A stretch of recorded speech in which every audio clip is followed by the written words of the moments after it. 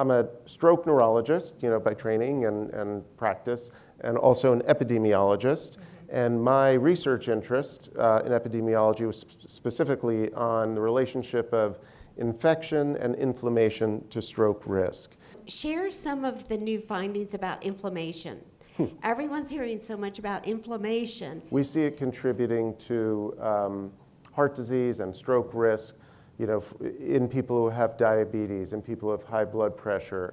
And we found, for example, that people who have the flu are at increased risk of having a stroke, particularly in the short period of time after they have it. People who have other kinds of respiratory infections, sepsis, other serious infections are at increased risk of having stroke and other cardiovascular events. And we've even found evidence that certain infections are associated with a long-term risk of cognitive decline or dementia.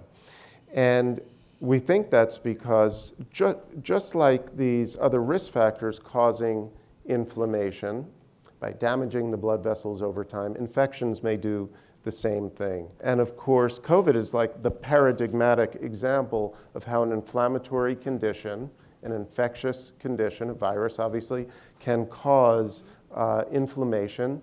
It leads to an increase in what we call cytokines or inflammatory molecules in the body. The infection may just be in one location, but it spreads throughout the body. I could talk about this for hours, so you got me started. But people, if you think about, we have found associations between periodontal disease and cardiovascular disease and cognitive decline. And it turns out that periodontal disease, an infection of the gums, is honestly like a big festering wound that you have.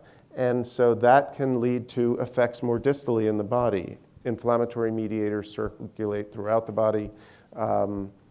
Things that happen in the gut microbiome, for example, can be another source of that kind of inflammation. We don't know yet what to do about that.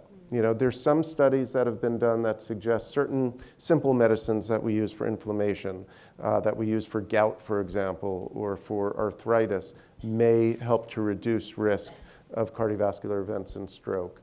But more research is needed, and probably in many of the situations, treating the underlying cause of the inflammation, treating the infection, getting vaccinated against, so you prevent the infection in the first place, or treating the diabetes, the blood pressure, getting the physical activity may be the best way to keep the inflammation at bay.